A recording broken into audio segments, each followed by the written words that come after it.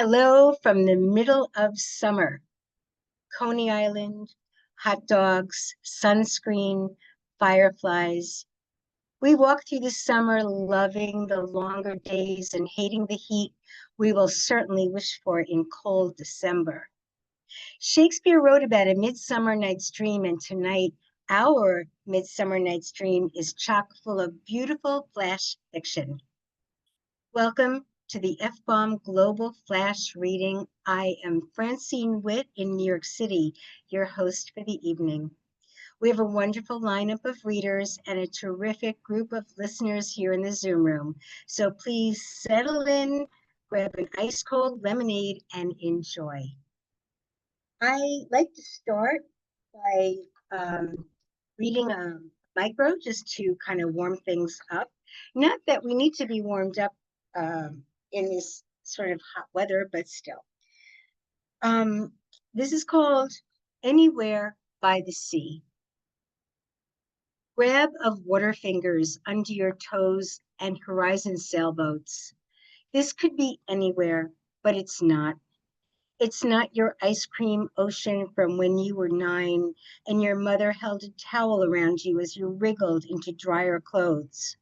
Not the goodbye sand when Bobby Epstein kissed you one last twilight time, his face lit up by the bonfire collapsing, snapping, and Julie Mitchell's face lit up sudden behind him. Now the sea creeps deeper up around your ankles, washy and warm for April, light seeping out of the 5 o'clock sky. All of it going older, and you can't make it stop. This could be anywhere, but it isn't. You think how every shore everywhere has to look the same. Combinations of boats and sand and half-built castles, maybe an ice cream stick here and there. Up above the sky, the same combination of blue and whisper of waiting moon, and you with the tide reaching high as your knees, collection of cells and eyelashes and memories, same as everyone, anywhere, standing there, feeling the slightest bit of undertow, and knowing how easy the tide could pull you in if you let it. Thank you. Okay. So we're gonna start now with our readers. First, we're going to hear from Patricia Bidar. Patricia Quintana Bidar is a Western writer from the Port of Los Angeles area. Her work has been celebrated in Wigleaf's Top 50 and selected for Flash Fiction America Best Fiction 2023 and Best Small Fictions 2023 and 24. Patricia's debut collection of short works is forthcoming from Unsolicited Press in December 2025. She lives with her family and an unusual dog outside Oakland, California. Visit patriciaqbidar.com. Patricia Bidar. Thank you, Francine, and thank you for sharing your beautiful work. I was really moved by that. I liked it. Today, I remembered to put my link in the chat if folks can see it, if you want. And that's about my book is actually not even coming out until early December, but pre-orders are open, and I just wanted to provide that. The story I'm reading is called The Girls. Bee made her way down the back steps in Jerry's old slippers, rag and bowl of warm water in hand. She'd awakened early and anxious. Among the fallen jacaranda petals stepped the 3 laying hens. Bee was there to check for signs of diarrhea, wipe their little hen butts. Their Polly, home from college, fed them ham and leftover enchiladas. Bee hadn't wanted another fight, so hadn't argued. But the liquid feces from the poor girls could draw a kind of parasite, which Bee'd read online could make their way into the hens' bodies, actually consume them whole from the inside over time. It was rare, but it could happen, did happen. But the 3 hens were fine, making their sweet chuckling noises and pecking the ground. You need to wean yourself from me, Polly, her youngest, had pronounced last night, causing Polly to flee the darkened TV room. This after noting that the photos of her around the house were mainly from when she was 10 and younger. Are you aware that parents who do this yearn for the time their children were under their control? Absolutely. Of all her friends' daughters, Bee's daughter had been the easy one, demonstrative and sweet. Bee was an older mother, a bit of a hoverer, sure.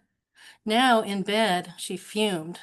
Jerry, half awake, drawled, "Girls and their mothers," and rolled back into easy sleep. Bee understood, Polly's a kid. This was natural. She was being exposed to new ideas and readings, new people, individuating. Bee's anxiety bubbled and flared as though she'd been overtaken by reptile reflex. It had taken hours to doze off, ears pricked for sounds of Polly talking, Polly tapping at her phone, Polly harming herself, as Bee had read online that so many young women did. Today, Bee's visual check yields no eggs, just empty straw nests. Heritage breeds like this only laid a few eggs a week. The task of checking them was another thing that drove Bee from bed each day.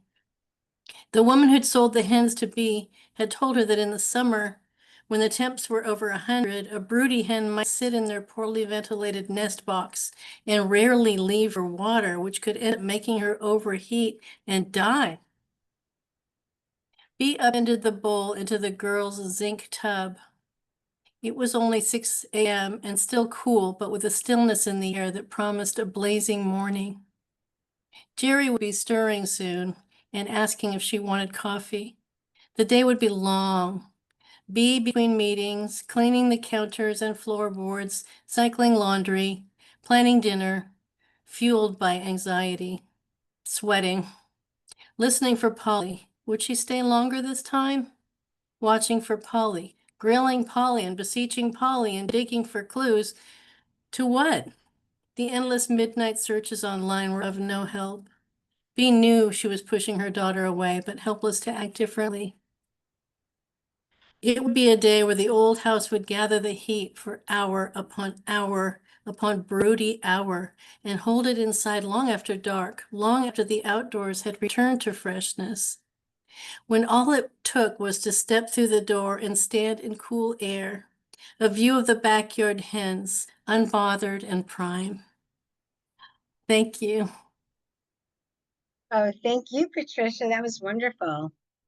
And we look forward to reading your new book. That's very exciting. Patricia Bidar, thank you for being here with us tonight.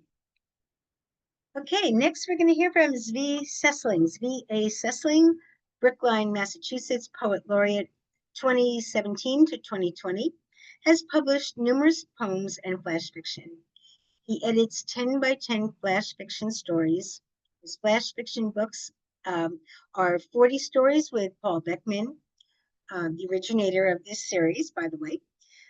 Secret Behind the Gate and Wheels. Sesling lives in Brookline, Massachusetts with his wife, Susan J. Dechter.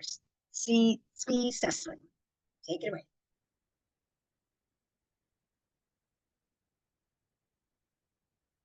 You're muted.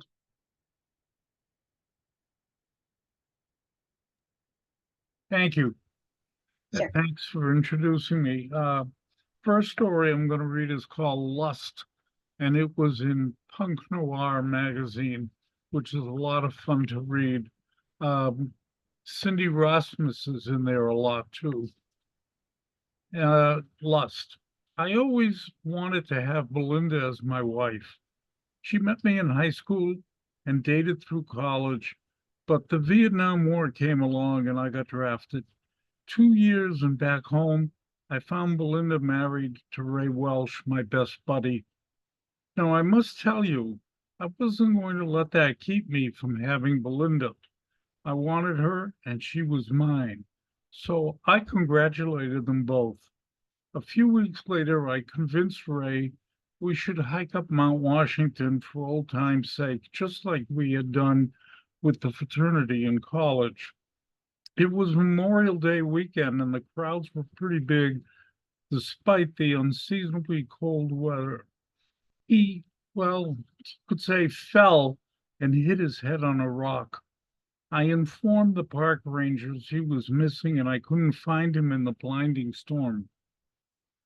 Since he was only wearing a sweater, he froze to death. I attended the funeral and tried to keep Belinda company, but kept seeing Earl Mason coming over there. I put two and two together and suggested to Earl we go for a hike. Belinda was going to be mine, and I would never let anyone else have her, ever. I have to tell you, this particular one was a 200-word limit, so that's what I did. This one is called I Was a Good Sleeper. I used to sleep well, then my local TV channel showed microscopic pictures of mites that live in my pillow. They next broadcast a story about huge numbers of bacteria in my food dish that I could consume not only at one star, but five-star restaurants. Then the newspapers reported about soap that do more harm than good. Finally, a widely read magazine featured a story about cops who sell drugs to kids. In their next issue, they wrote about all the other hidden disasters that frighten me. So now I lay awake in my bed, which is probably full of even more disasters. Okay, and this one is called Corinth, Mississippi. We park in the town square from the bookstore where I ask where the poetry books are. The salesgirl says, "Sir, we have no poetry books. Our books are all about the Civil War." Niles would know about that. There is not much to the city, a few stores, some closed, mostly old architecture, angle parking, not many people out on a hot day. We go to a shop where the woman behind the counter follows us around to make sure we do not pocket her precious $5.95 goods. A couple of doors away is FBOMB, where we sit at a soda fountain and I sip from an old-fashioned Coca-Cola glass with old-time Coke syrup, seltzer, water, and ice.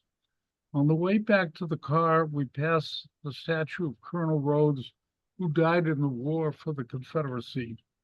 Alongside the courthouse, two policemen who look like linebackers escort two young black men in orange jumpsuit and handcuffs with foot shackles, while an old black man says, "Now, be good boys, and I'll see you in a couple years." We drive off, leave Corinth behind. And this is my last one. It's called The Museum of Ugly People. TV station reporter came to my office and asked if I really am curator of the Museum of Ugly People. That I am, I told him. The Dorian Grays of the world are a rotating exhibit of politicians, liars, cheaters, murderers, drug addicts, dictators, drunks, abusers, shrews, and even some neighbors or friends. They grow uglier each day with each sin. No remorse, no hope for redemption, no beauty in the mirror, no steak on the plate, just a continuing stream of foul deeds, foul words, a stench rising like the poor, the dead, broken fossils to be forgotten. Why this, the reporter asked. Well, people are tired of beauty. How many times can you look at Marilyn Monroe's lips or even Mona Lisa? Some people go to the Louvre every day to see Mona Lisa, the reporter said with certain seriousness. All fools, I say. These portraits are far more interesting. I mean, look at Al Capone or Joseph Stalin over there, Mao Zedong or Bonnie and Clyde. People stand in front of those portraits for hours. The reporter stood staring at the portrait, so I added, it teaches people that foul people are not heroes portrayed on TV or movies. I mean, look at Butch Cassidy and Sundance Kid. They aren't exactly Paul Newman and Robert Redford, are they? Well, no, I guess not. That's the point. These are not folk heroes. They are bad, and I hope you report it like that. Yeah, I guess I'll write up your point of view. That's all I can ask for, I said. Before leaving, the reporter took a picture of me standing in front of Newman and Redford. Hope it makes me look good. Thank you. Oh, thank you, Zvi. Charming as always. That was wonderful. Thank you, Zvi. Sesling. Thank you for being here with us tonight. Okay, next we're going to hear from Ron Bass, who is the author of The Velveeta Underground, 2006, and To My 25th Century Biographers, 2023. He's currently working on a novel entitled A Dry Prustini and the Palace of the Two Henrys, a collection of short stories. Ron Bass. Thank you, Francine. This piece is titled Maoist Cannibals Ate My Homeland, and it's chapter 5 of A Dry Prustini. The time is spring of 2000. Although walking along the edge of the abyss can become old very quickly, if you keep on the path long enough, which incidentally implies that you are lucky enough to keep from falling in, it eventually becomes a brand new experience all over again. Unless you happen to be a thrill seeker, and I am definitely not one, what is most noteworthy is the return of a sense of unbounded terror that can manifest itself in the form of tremors, palpitations, nausea, and sweating, such as not death, Eugene Greenfield observed to himself as he narrowly skateboarded past an oncoming SUV while crossing Avenue A at 3rd Street. On the far corner, he looked up into the eyes of Katrina V, an aspiring neo-Weimar chanteuse he knew slightly from the Dolphin Gym he would be boarding past in about 10 seconds. Behind Katrina's eyes, he could readily imagine the intimations of a distinctly different flavor of infinity. Blowing a kiss at Katrina and receiving a blown kiss in return, Eugene glided down the block to Stepmama, his mind suddenly fixated on a blackened catfish sandwich with jalapeno mayonnaise. Savoring the surprisingly balmy April weather, he skated idly down the block, planning out his afternoon. 5 minutes later, he was sitting outside of Stepmama on a school exam chair, eating a sandwich and drinking a bottle of water, gazing abstractedly at the magnolia tree in bloom across the street in Miracle Garden. After finishing a sandwich, Eugene cruised down Avenue B on his skateboard singing, "Chopping cabbage in the hot sun, I fought the slaw and the slaw won, I fought the slaw and the slaw won." I Fought the Slaw was the theme song from Attack of the Killer Coleslaw, a 1950s horror film diorama he was finishing off. Now it was time to focus on a completely different type of horror film. Eugene was heading toward Lotus Club for a 1 o'clock coffee date with Evie Phillips, an old friend and former lover from his Bennington College undergrad days. During their 4-month relationship, Evie, who is an adept, had taught him quite a lot about some of the more arcane aspects of tantric yoga. After selecting her next student, Evie abruptly transitioned their love relationship into a warm and bantering friendship that more than 6 years later continued to grow in emotional and intellectual intensity. Even now, and especially during sexual interludes, Eugene often found himself visualizing Evie a short distance away, with the beams of white, ruby red, and lapis lazuli light flowing between their foreheads, throats, and hearts. After Bennington, Evie became an indie film director. She was currently putting together financing for Maoist Cannibals Ate My Homeland, a fiction film about the making of a documentary depicting the Chinese communists' ongoing genocidal activities in Tibet. Evie had left a phone message indicating that she wanted to talk with Eugene about the film. As a member of the Scene Painters Union, he surmised that he was going to be hit with a request to work way below scale. He also knew there was no way in the world that he could possibly say no to Evie. At least I might get to pay some tankas, he reflected as he pushed open Lotus Club's front door. Sitting at the corner table by the back door, Eugene looked at his watch and saw he was 10 minutes early.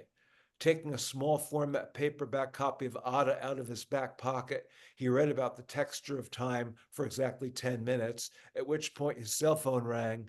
It was Evie saying she was stuck in a meeting in Midtown that was running late and asking if they could reschedule for tomorrow at the same time. Eugene agreed, said goodbye to Evie, finished the paragraph he was reading, down the last of his espresso, and walked back out onto Clinton Street.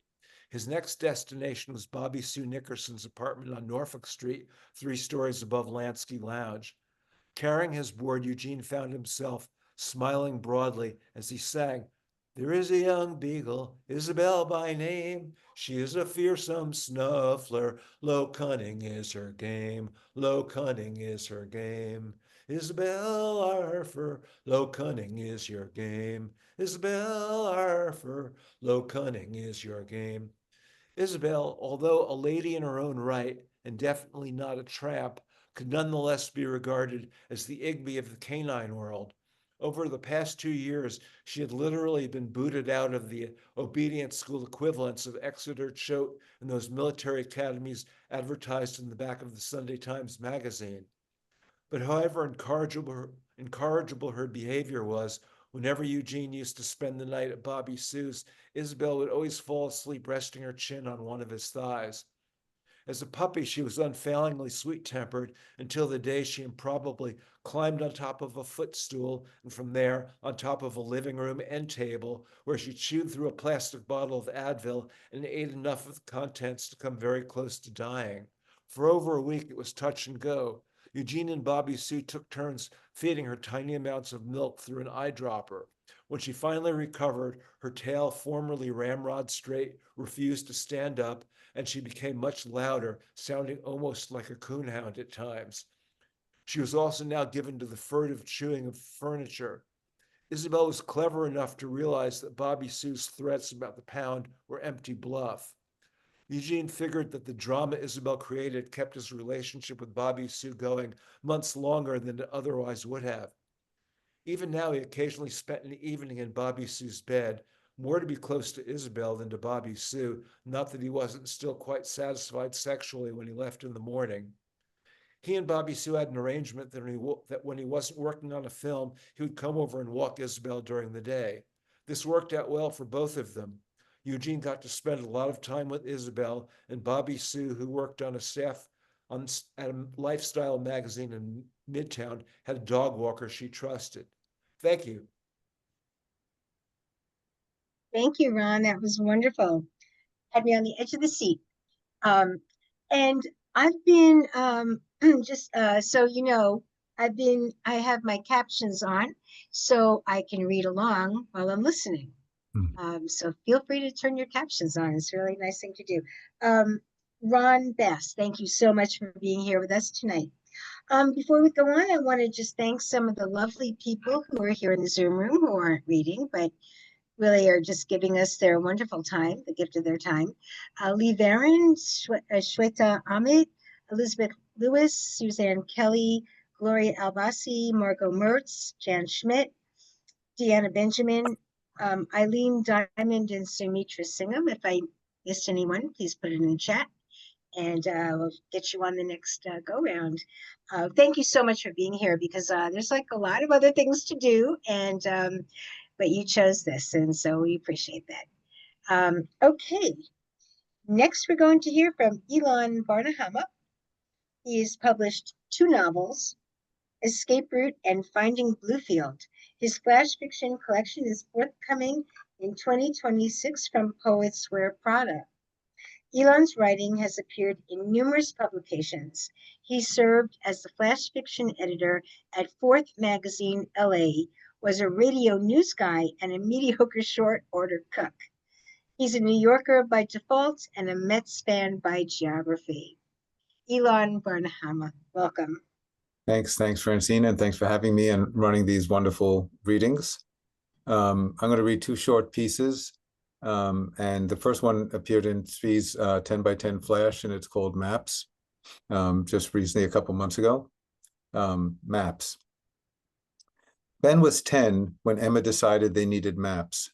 Paper maps, atlases, globes, ancient drawings that recorded the past, and new images that charted a future.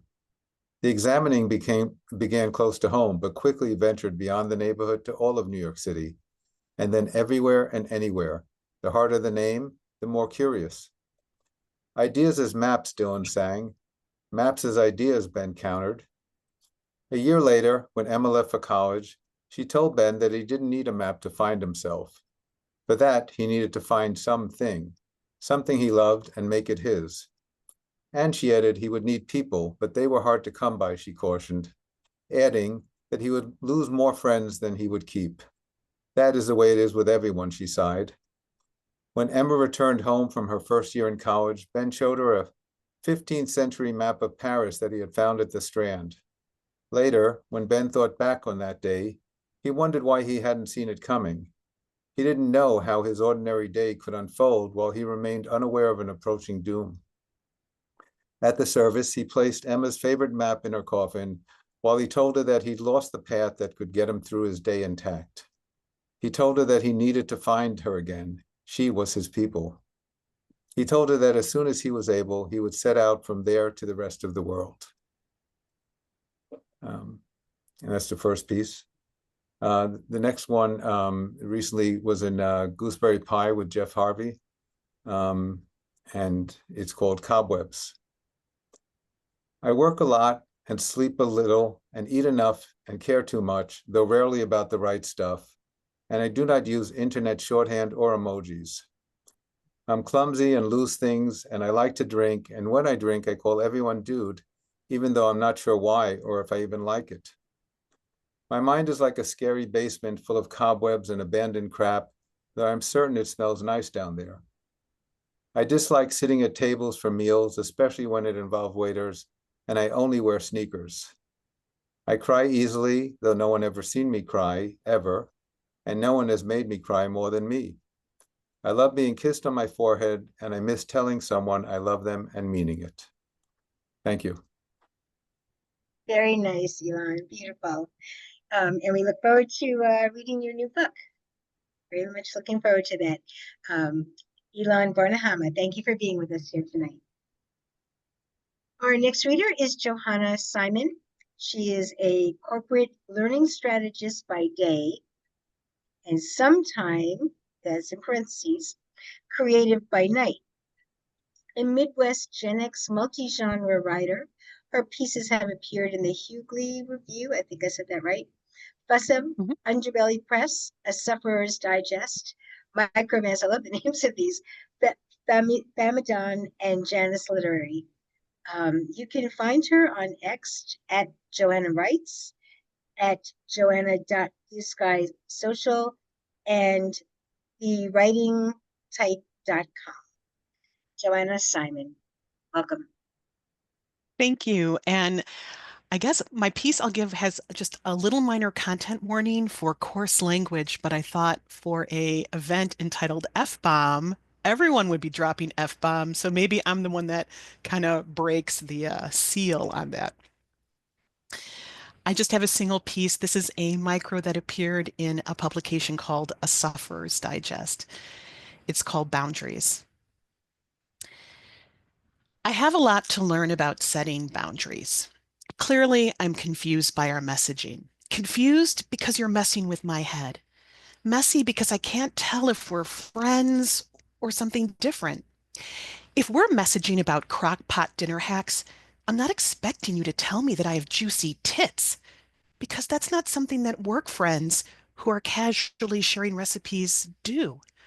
Instead, tell me what you're binge watching, or complain about the weather, or how your next door neighbor relentlessly plays his Euro techno mix so loud on Wednesday evenings that it shakes the decorative plates off your kitchen walls. And if you enjoyed earthquakes, you would have bought a house on a fault line. But you're too afraid to go over and talk to him because you're convinced that your neighbor does shady business, and you're certain that he could kill you or at least fuck you up with just his tattooed hands. And maybe that spare spool of thick, white plastic sheathed cable that you can't help but notice in his sparse, albeit well-lit garage when he mysteriously steps out and smokes his unfiltered cigarettes, blowing the smoke toward your patio.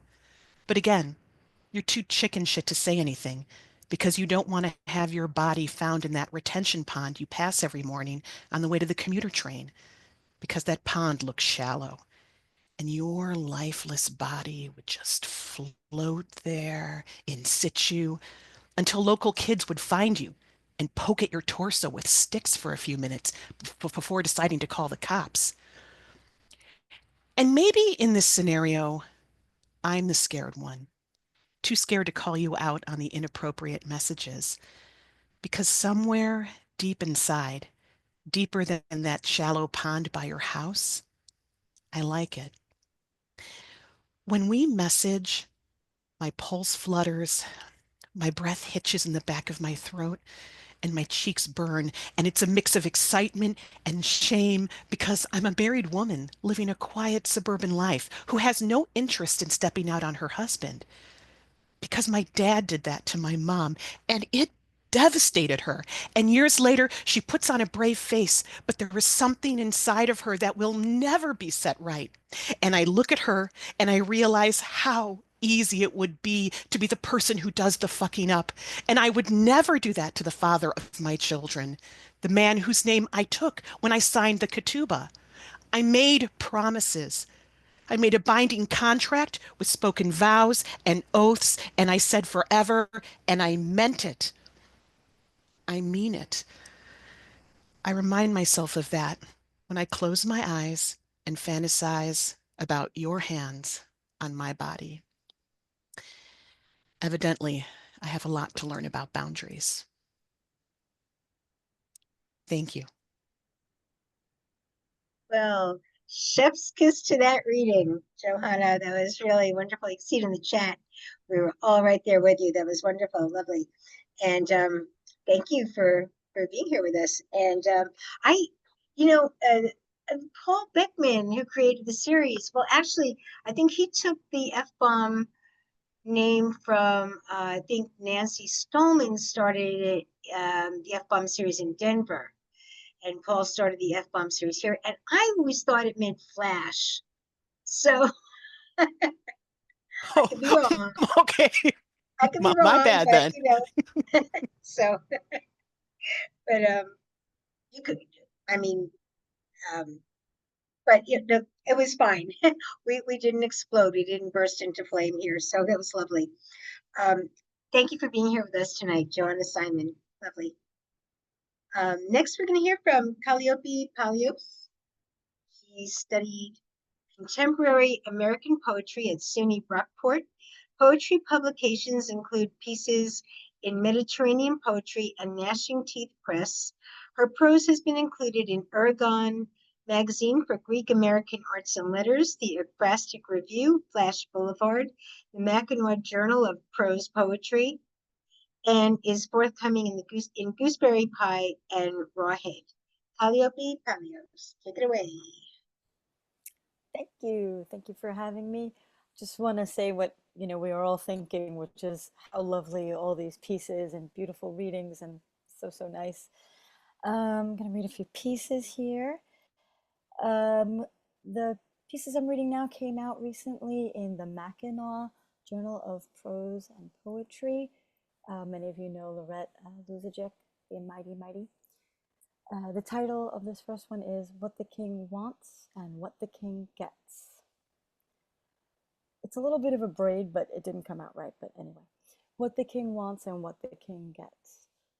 Those years when Louis XIV housed his 3 mistresses in adjacent royal suites at Versailles, the women's doors gazed at each other across the marble floor. Her Majesty the Queen, his wife, had a pretty set of rooms, too, elsewhere in the palace. Look, she doesn't seem to be whining for a baby, he mumbles into her ear when a tall blonde passes their cafe booth. At CVS getting a birthday card for his mother, he steers her to the diet pills and stares at her.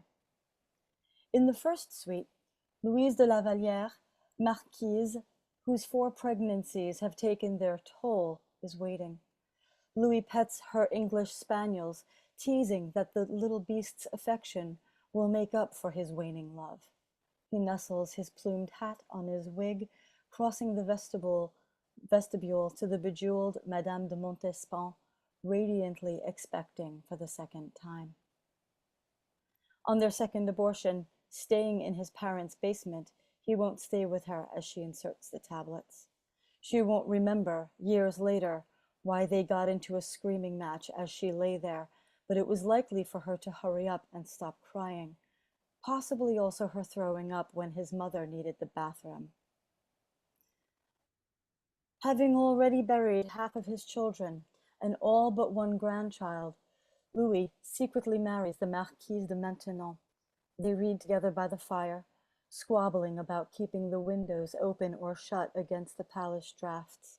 She longs for separate beds, but her confessor thinks it unwise since she has no child. At their old cafe booth, he says his mother's happy to have him back home. Might even cough up and pay for his taxes this year. He asks her what she will do now the divorce is final.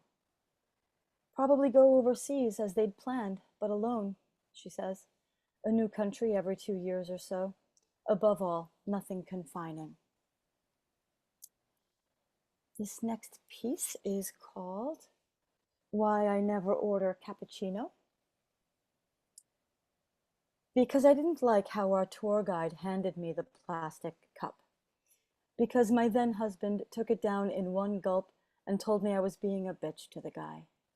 Because I didn't care about the Napoleon pistols he promised us cheap.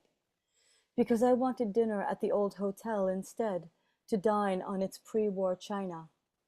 Because as we walked to the secret antique market, our guide kept winking at my ex, saying, "She doesn't understand, huh? Women." Because our guide had growled, "Drink it." Because after just one sip, all the bitterness was too much, and I spilled it onto the ground. Because the market was just a big field with no end in sight, and now it was pitch black out. Because plodding past me, my ex had grunted, "You're so predictable." Because once again in the darkness, they wouldn't turn back to me. Because when I finally caught up, my ex was flat on his face, the little white cup loose in the grass. Because I was getting tired now too, and the ground felt soft and strangely wonderful under my heavy granite legs. Because I tried to call my ex's name, but there was a small warm shell instead of a tongue in my mouth. Because I could just make out the little silver knife in our tour guide's hand. Because he was tugging the rubles from my ex's wallet, then turned towards me. The last piece I'm going to read was accepted by the mighty Zvi Sesling for this current issue of 10 by 10 Flash. So thank you, Zvi. And here it is. It's called Fairy Bird Shares Her Concerns About the Afterlife. You can't miss Quick Mama's gentle neon cemetery, right next to Fat Daddy-O's Portuguese laundry. Just turn left into the alley with the balconies, climb up whichever one you like best, and find the magic word on the balustrade. Then the undertaker shabop-bops over to Daddy-O's, where Grandma Spectacular is watching her television program behind the counter. He'll ask if any strangers forgot anything in the dryer to use for burial clothes. Got to be 6 months or more ago. That's policy. You never know who might come back, looking for leftover incidents and lingering accidents hidden in their blouses and underwear. Or you can ask to get buried naked if Quick Mama says it's okay. I've been eyeing the gentle neon myself. Don't want to slip down ahead of time, even if Quick Mama says it's comfortable as that old I Dream of Jeannie bottle. Uncle Johnny told me to wait here for him before I go, but that was 150 years ago and still no sign. Nothing in the mailbox either. And just last night, Grandma Spectacular up and started bawling. Ain't seen that before. Did you know that after all them go-go boots she worn out and all them gentlemen callers in the parking lot, the Henry Ford designed a genuine plush back seat in her honor? Yep, for their finest family sedan. That's Grammy Specky, all right. Maybe I can have her job at Daddy-O's when she goes neon. Quick Mama says the whole gist is you never know what's next. I guess I can wait and see in the meantime. Thank you. Well, thank you, Kalliopy. That was really wonderful. Great reading. Thank you for being here with us tonight, Kalliopy Palleos. Okay, our next reader is Robert Scotellaro, and I am going to be reading. He's here with us, but I'm going to be reading for him. Scotty has some vision concerns, so he asked if I would read his pieces for him, which I like grateful to do. So Robert Scotellaro is the author of 10 flash and microfiction collections, as well as 5 collections of poetry. A book of his prose poems is forthcoming from Trevena Barber Press. He has, along with James Thomas, co-edited New Micro, exceptionally short fiction published by W.W. Norton. His work has appeared in 7 Best Small Fictions and 3 Best Microfiction Award anthologies. Visit him at robertscotellaro.com. And may I add to that bio, he is, without question, one of the most beloved people in all of Flash. And I say that unabashedly. So, and I don't think anybody would argue with me. Okay, so I'm going to read a couple of pieces by Scotty. Okay, these are from his book, Triptych, Ways to Read the World, Stories in Triptych. And I have my timer on, so I'll just read until I come to 7 minutes, okay? So first one is called Rodeo Clown, Chicken on a Chain. The bull torpedoes out of the chute a bulky bullet of heft and violence. The rider tries to move with a sudden shift and bucks for as long as he can, finally flung to the ground as Roland and 3 other rodeo clowns race towards the animal, all horns now, 6 feet wide it seems, 6 feet under potentially. They circle like hornets, a buzz of expletives, wild hands pestering the bull into distraction, their colorful tearaway garments in a blur, giving the rider a chance to retreat. The barrel clown running closer, waving his arms, the bull exiting the small, disconcerting dust devils it finds itself in the middle of. The crowd cheering when the rider jumps the fence with only a throbbing shoulder and 1 fractured pinky finger. Head in hand. Roland is in a gorilla suit at a kid's birthday party. He was once a headliner, but too many shattered bones and joints on fire later. Here he is, a skeleton after all needed to stay intact more times than not to serve as a viable fitting dummy for that sinewy cowboy body. Now he peers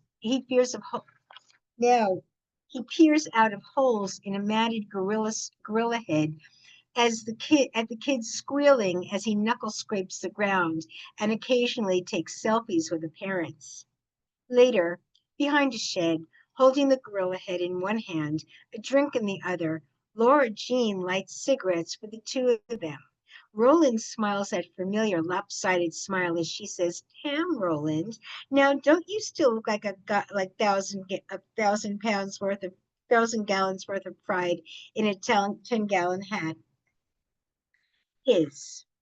Roland visits some bull ranches. The oxys he takes hardly work anymore. Maggie is back home with the kids, and a cold beer and some cold pizza will be there for him. The small bit of cash he has left from his heyday, he'll put towards a bull with a few other investors. Hopefully a star, a superstar bull like Chicken on a Chain or a dozen others. He stays up nights thinking of names, waiting for the drugs to kick in.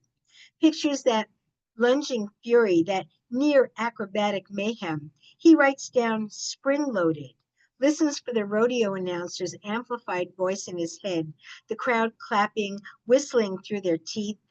He puts a pencil to his lips, writes, Captain Crush, then scratches it out. Maggie stops breathing, then gasps for air in her sleep beside him. He gives her a little nudge, and then she turns over in her side and goes back to snoring.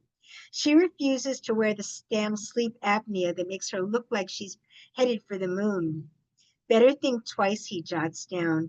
Imagine sinew in bulk shooting out, poundage and ruptured air and dirt, and it will be his. He hears the cheering crowd, the announcer revving them up, the adulation. He clicks off the lamp. It all sounds so good in the dark. Most things don't. And then there's that lopsided grin again. Next one, next triptych is from a hitman's sketchy last will and testament written on a placemat at the House of Pancakes. P.S. You'll find the key to a safety deposit box in the hollowed out copy of the one Agatha Christie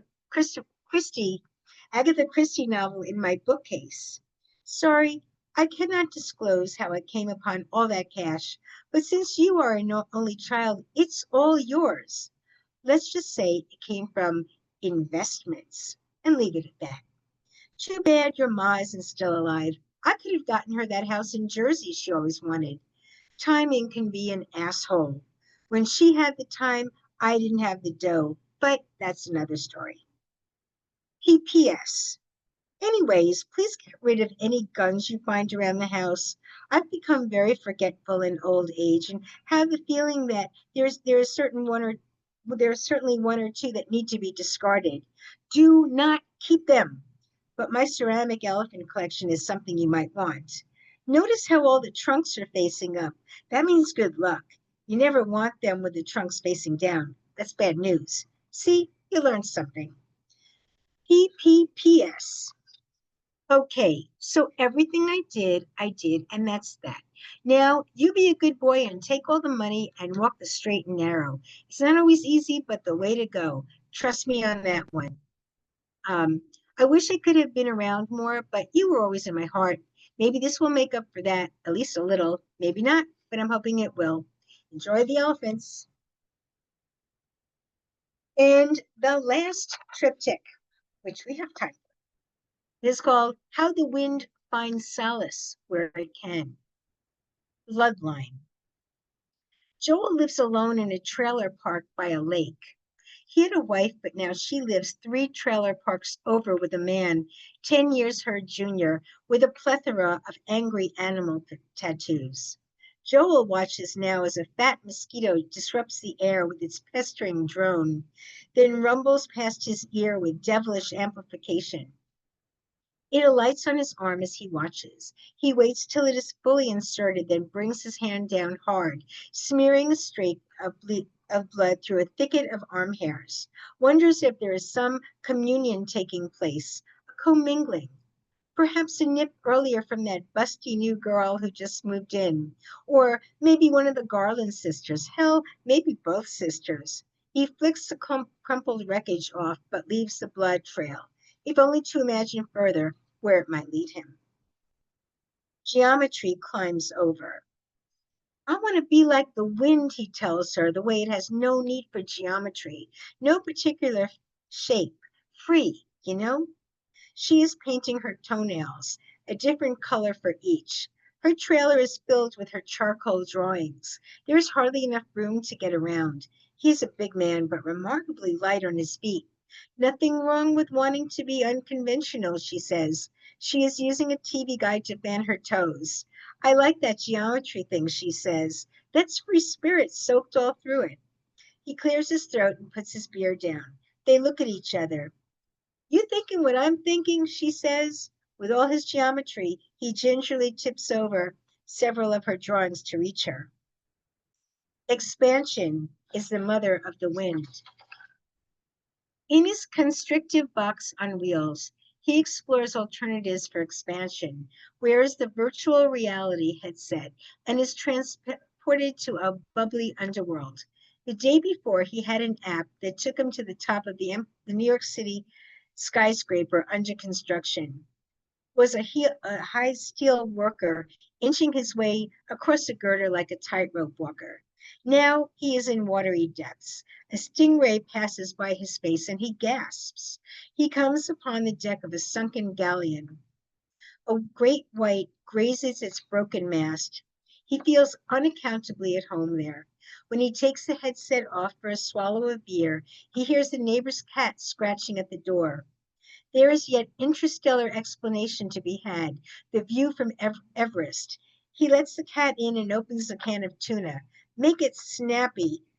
he tells Sprinkles, sits at a little table and lights up, waits. There's a turtle ashtray with a concave shell he taps ash into.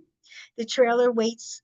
The trailer walls are of ice, but there is a little window across from him. There is a sky. There is a star-bright universe in the offing. There are planets, asteroids. There is no less than the moon itself to walk on. Robert Scotellaro.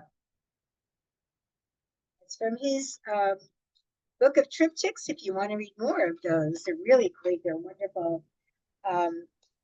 Scotty, maybe you can just remind us of the name of. I'm sorry. I just lost the name of your book, Ways of the World, I think. Okay, sorry about that. This is live TV, folks. Okay. Next, we're going to hear from Niles Reddick. Niles is the author of a novel, 4 short fiction collections, and 2 novellas. His work has appeared in over 500 publications, including Saturday Evening Post, which is pretty cool, right? Cheap Pop, Flash Fiction Magazine, Citron Review, Hong Kong Review, and Vestal Review. He is an 8-time Pushcart nominee and 3-time Best Microfiction nominee.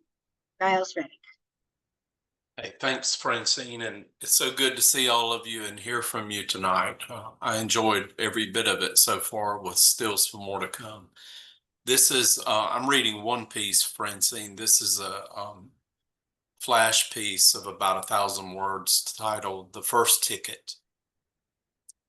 My son's first speeding ticket was for driving 70 miles per hour in a posted 45-mile-per-hour zone. The fine was $190, but the citation also indicated a date and time to appear in court if he wanted to contest the charge. I shared he had nothing to contest and could pay it from his savings account, but because he knows everything better than I do, he proceeded to tell me the officer recommended he appear in court, plead guilty, and he might get points waived toward his record and insurance. He didn't ask, and I certainly didn't volunteer. I'd had my fair share of speeding tickets at his age and had never been caught drinking and driving like friends and relatives had. I'd even been stopped in Georgia's famous speed trap in Ludowici once without proof of insurance. I imagined I'd go to jail, but my name dropping of sheriffs and other law enforcement officers who were relatives likely helped, and the officer told me to be careful. I frequently ran late for work or class and received a few tickets and simply paid the fines, never telling my parents, even though I'm sure insurance increases spoke louder than my silence. I was happy he wasn't drinking and driving, wasn't hurt other than a bruised ego, and there were no indicators of extreme criminal deviancy he might have inherited from both sides of our family, including moonshiners who made no money since they mostly drank it, and one notorious Wild West gunslinger, Doc Holliday. My advice, or dictate rather, was for him to slow down and pay attention. He mumbled something up the stairs about being targeted in his Jeep, and because he was a university student, and later his outbursts of foul language while playing an Xbox game made me wince. I didn't agree that my son was targeted, but I did believe the rural community was a speed trap for a handful of elected officials to raise funds in a withered and dried up community that was essentially a pass-through on a 4-lane state route. When the court date arrived, my suspicions seemed to be confirmed. When we entered the old school building turned courtroom, there were old folding chairs of different colors scattered in crooked rows, years of dried gum, boogers, and spitballs stuck to the undersides.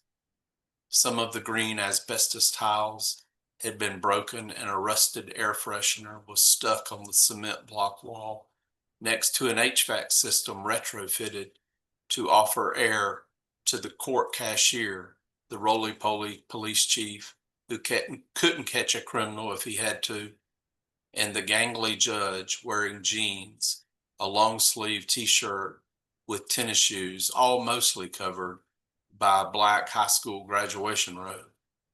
The chief announced that all should rise as this fellow shuffled into a crowd of about 40 people, many who wandered in confused and filled vacant seats. The tickets were all for speeding, whether 10, 20, 30, or more miles over the posted limit, and all had to pay by cashier's check, cash, or debit for $190. In the span of a couple of hours, the rural court amassed about $8,000, enough to bankroll the staff and judge and provide a good living for posting a speed limit drop in a curve one couldn't see until he'd passed it. To make the speeders feel better, the judge offered what the officer shared with my son, that if they pled guilty, agreed to pay the fine and court costs, the judge wouldn't turn the ticket info into the state, so it wouldn't go onto their records or in for an insurance increase. The crowd ranged in age, class, gender, and race, but it was clear the fine would be tough for some of them to pay. One elderly woman sobbed she was in her 80s, had never had a ticket, and she was simply devastated. She said she'd cobbled together $150, but couldn't pay more, being a widow and living on Social Security. The judge said he had nothing to do with the money, passing the gavel to the cashier, taking all the money through the window, the former lunchroom tray window. 3 Hispanic men had no idea what the judge said, and one woman volunteered to translate, the judge joking he'd have to add her to the payroll. I watched them pull a wad of cash from their pockets and pay the cashier, all day labor workers doing jobs no one else wanted to do, and living behind the curve of the American dream, like my own ancestors who had done for 18 years as indentured servants 5 generations back. They couldn't use a debit card if their lives depended on it because they were not citizens and couldn't even have a bank account, setting them up as easy prey for criminals. I found that ironic. They couldn't have a bank account in a capitalistic society where bankers grab all they can from the poor. The young teen, though, whose mother accompanied her, got a lecture about death from speeding, an essay assignment, and direction to complete online driving school, all in addition to the fine. She was in tears, boohooing and gasping for air, while her mother smiled and patted her upper back like she had once burped her as a baby. We didn't stay to hear all of the cases, and I don't know if they gave the elderly woman a break.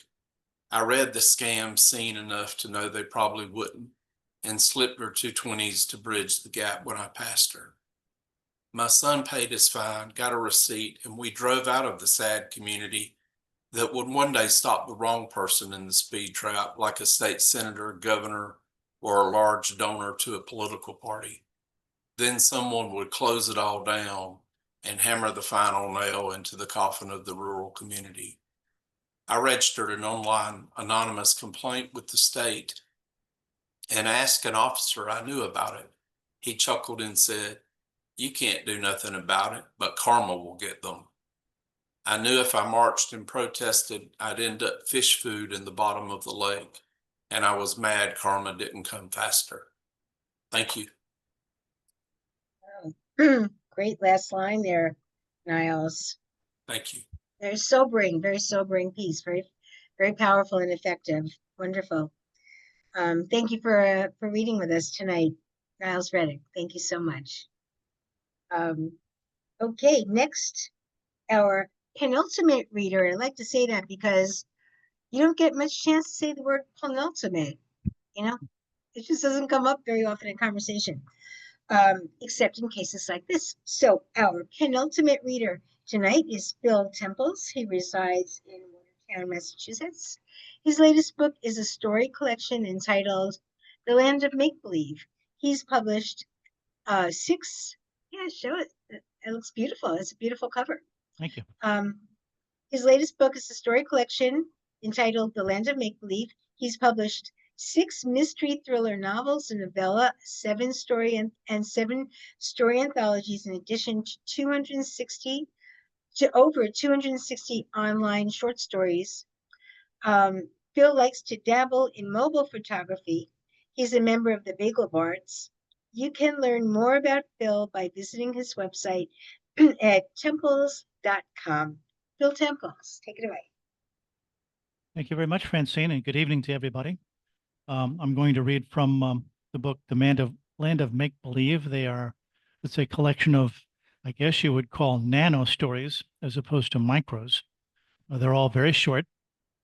And here we go. First story is entitled A Bounty of Riches. The 90-year-old man smiled. It was the third night in a row that a strange woman had entered his room and climbed into his bed to make whoopee.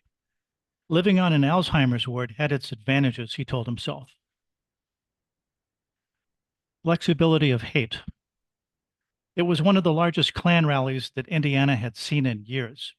Nearly 200 white-hooded patriots gathered in front of the Princess Theater as a show of solidarity and white purity. The assembly had the rope, but no Negro. Don't worry, said their leader, the orange-robed Grand Dragon. There's a Catholic living just down the street. He'll do. My apologies. Fluffy Redux.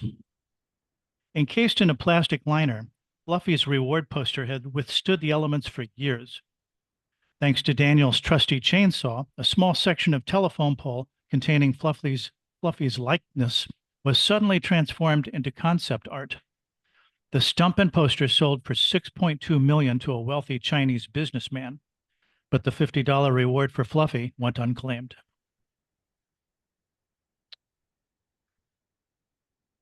The last one.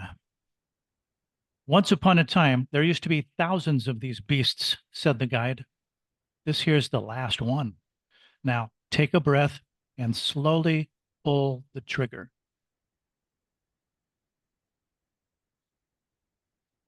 Gravity. I watched the water droplets slowly inching their way down the window, moving in jagged patterns. Sometimes they face resistance and come to a halt.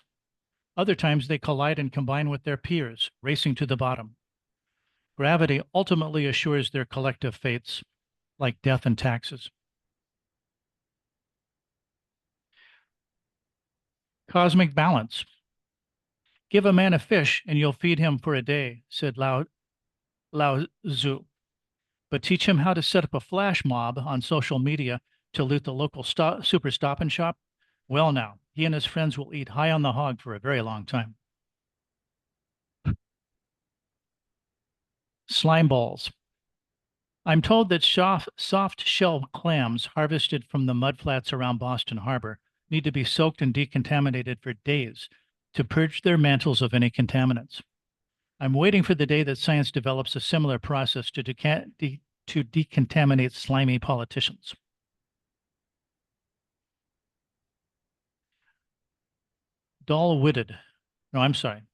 Inner child. Friends encouraged him to let his inner child loose. So he did. The little bastard ditched his business suit, pierced his tongue, and joined a heavy metal band. So I have one fan out there. Unidentified object. What is that you keep poking me with? Asked the woman under the sheets. What do you mean? He replied. It's nothing you ain't been poked with before. Yeah, but it's hard this time.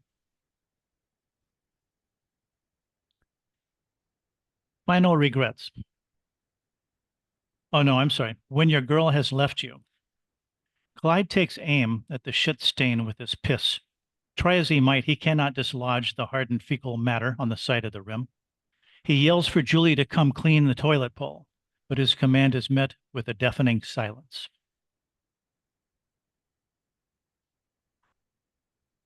Monochrome majesty. Seamus is delighted when his ophthalmologist tells him that he can implant special lenses during his cataract procedure that will render his vision in black and white instead of color.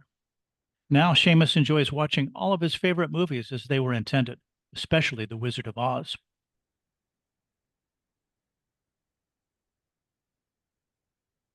Rats.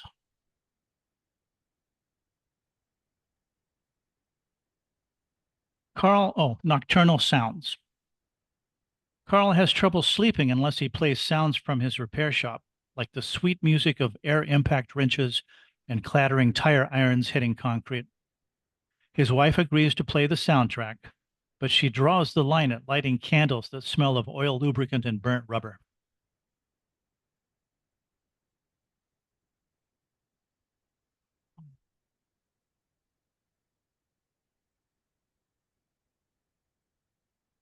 Pigeonholed. Pity the late Bela Lugosi. As a result of his famous movie role as Count Dracula, the Hungarian actor was forever typecast in the role of a vampire. But did anyone in Hollywood ever think to ask if he could sing or dance?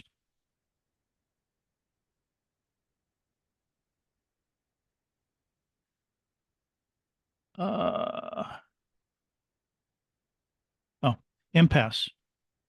No, let me read this one. Volcano vacation. The couple plans their long-awaited vacation to, I should have looked up the pronunciation, Kaiou, hoping to witness an active eruption and lava flow. But when they arrive at the Hawaii Volcanoes National Park, instead of seeing fire and brimstone, all they see are broad paths of dry lava beds.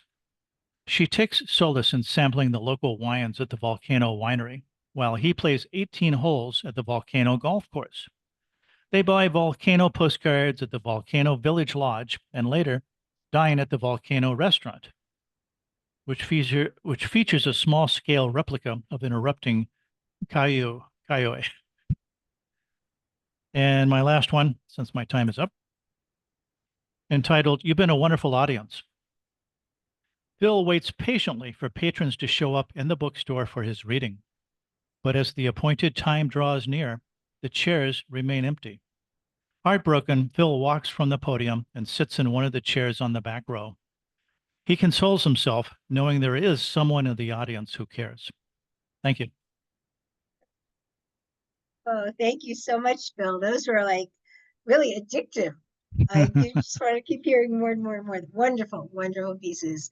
And that last one just rings true. Like I think that's all everybody's fear, that you're gonna have a launch and like you'll be the only one there. So I hope that wasn't autobiographical. I'm sure. But thank you for being here and reading for us, Bill Temples. Thank you so much. And last, our Andrea Marcusa, who is always so kind in, just agreeing to help people watch on things, make sure there's no bad behavior going on, so she doesn't have to remove anyone, because she will. Anyway, Andrea Marcusa, her writings have appeared in the Gettysburg Review, Moon City Review, Milk Candy Review, Citron Review, and others. She's received recognition in a range of competitions, including Smoke Long, Best Microfiction, Cleaver, and is the author of the chapbook, What We Live With Now, from Bottle Cap Press. She's a member of the faculty at the Writer's Studio in New York City. For more information, visit AndreaMarcusa.com or see her on Blue Sky, AndreaMarcusa.bsky.social. Andrea Marcusa. And you're on mute. Yes. Go. Wow. Well, this is quite a group for me to follow.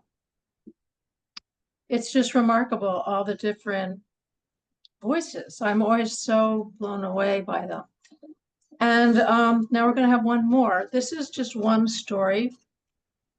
It's kind of a departure for me. It's like a story, but it's only 1,000 words. And it's going to appear in Moon City Review in their next magazine, whenever that comes out. And forgive me, because I do have really bad allergies, which I don't know where they came from. So I'm sucking on a lozenge. Okay, it's called Cold Comfort. My 17-year-old rescue, Ernest, a Chihuahua mix with a bulldog scowl, died at home in his sleep 26 days, 4 hours, and 11 minutes ago. In New York City, you can't bury pets in parks or tree beds. I couldn't bear taking Ernest to my unfriendly vet for disposal. And I'm not the cremation type. So I tucked him into my freezer until I figured out what to do.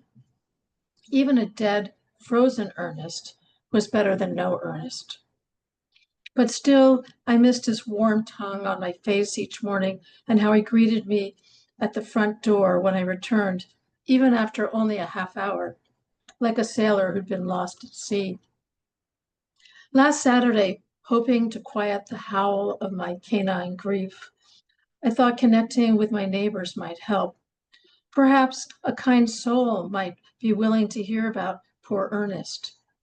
For the first time in years, I attended our building's tenant association annual meeting. I sat among 40 or so tenants and listened as the self-satisfied association president cited 2 things I've been unable to let go of. That our building superintendent is a reliable, efficient, and helpful source of support. And now that the city is imposing a composting law on all its residents, that we should store our food scraps in our freezers until the Friday pickup. The tenants, who I expected to guffaw and eye roll or perhaps murmur under their breaths, "You've got to be kidding," sat placidly, nodding along, as if clueless about what it would be like to squeeze a week's worth of wet garbage between the tubs of maple bacon and lavender anchovy ice creams, and in my freezer, Ernest's frozen corpse, where I can open the door, peek at him, and say goodnight. While I listened to the president drone on, I struggled to name one helpful thing our super had done this year. All that came to mind was the time he managed a work crew in the apartment above me, a crew that left open a valve and swamped my bedroom and living room with 3 inches of water, as if a hurricane had blown in a window. In closing, the Tenant Association president thanked us all for the collegial and courteous community we represented. In the lobby where we sat, a low murmur of approval emerged along with nodding heads. A seemingly clueless, baffling consensus rose among them. Had anyone listened? I looked around. Several pecked at their phones. One picked at a growth on his thumb, and the man on 5 kept nodding out and jerking himself awake. This was my community, and I felt no warmth whatsoever, not a smile or a friendly nod, or even a hasty hello when I first sat down, despite my elevator greetings, the pithy comments about the weather in the lobby. I felt alien and more alone than I had ever in my sorrow. Even my mail arrived for the other Emily in 4A, not me in 11A. Later that day, I took the subway downtown to Union Square in the unseasonably sweltering May heat to the farmer's market for ramps and rhubarb. Everyone had dogs. I heard, "Good boy," jangling collars, and then caught the face of a dachshund giving me that open, soulful gaze you can't turn away from. I was undone all over again. I found refuge at a compost demonstration table where an enthusiastic devotee drew me in. There I witnessed firsthand the virtues of composting. The specialist, her name was Sahara, called the desiccated scraps of food black gold and compared it to a blank slate, raw matter awaiting transformation. Despite my eagerness to embrace her mission, when she opened the black cover of the giant recycling barrel, all I saw were zealous bugs hovering around a bin brimming with wilted carrot tops, black banana peels, gray furred potatoes, and a corpulent rat skittering under the table where the devout compost evangelist stood. But Sahara's expression shifted when I mentioned Ernest and became almost teary-eyed, as if she too had once lost something beloved. I told her about how, as a puppy, I could fit him into my purse when I visited my mother, not a fan of canines. While we drank tea and nibbled cookies at her kitchen table, Ernest awoke from his nap, popped his head out of my purse, and released a tiny puppy yap. So startled, my mother's heart lurched into arrhythmia, which thankfully Mom subdued with a cocktail of pills. So Sahara and I laughed about Ernest's surprise introduction and how my mother ended up saying he was the only dog she'd ever liked. I wish I'd known him, said Sahara. After our chat, I noticed for the next few days, it didn't hurt so much to walk to the store and greet the local dogs on my way. When grief descended again with a thud, I went for a brisk walk in the park. I'd read Connecting with Nature is a mood booster. There I watched goslings chase their mother in a line, pink cherry blossoms, petals fall like snow, and I bought a popsicle on my way home from a surly ice cream truck worker. By the time I dropped the empty stick in the corner trash, I felt lighter. Then I returned to my building. When I stepped in the elevator, the tenant association president was holding the door. He looked disappointed when he realized it was me. Haven't seen your dog around lately. Ernest passed away several weeks ago. He was 27 years old and he died, but the president cut me off. Oh, he said, sorry, and then exited to his floor. When the elevator doors rolled shut, I thought I heard him mutter, people get so attached to their pets. The elevator rose and his words hung in the air like an unpleasant scent from dirty socks. I began to fume, as if grief was a weakness, something to improve at the gym, something you could switch off. I almost called after him, but I stopped myself. I didn't want to say something I'd later regret. As tenant president, he has power. He could tell the super to ignore my calls when my toilet clogs, or leave my floor's windowless hallway in the dark by not replacing the fixtures, bulbs, for which he seemed to have the only source. Inside my apartment, I sat down with a glass of water and tried to calm myself. I thought of Sahara. For all her zeal for the rotting, she'd been the only person who made me feel like Ernest mattered. I stood up, opened the freezer, slid Ernest into the green composting bag and sealed it. I tucked the bag under my arm, hoping Sahara hadn't closed for the day, and hurried toward the subway. I didn't even know if composting a dead pet in New York City was legal. I didn't care. When I arrived at Sahara's booth, she'd left a sign, be back in 15 minutes, Sahara. I didn't wait. I didn't say goodbye. I just dropped Ernest in the bin before I could change my mind.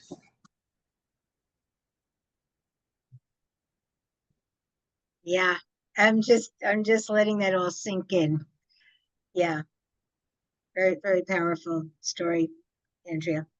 Thank you. Yeah.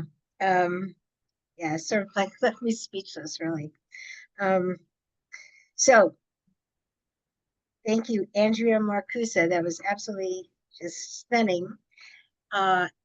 As was everybody. This was just really an evening of, if I might use a baseball metaphor, an evening of home runs, start to finish.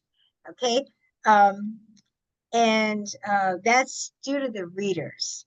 Okay, so I'm very happy you all could make it, bring your wonderful work to us. We heard from Patricia Bidar, Zvi Sesling, Ron Bass, Elan Barnahama, Johannnah Simon, Kalliopy Palleos, Robert Scotellaro, Niles Reddick, Phil Temples, and Andrea Marcusa. Thank you all.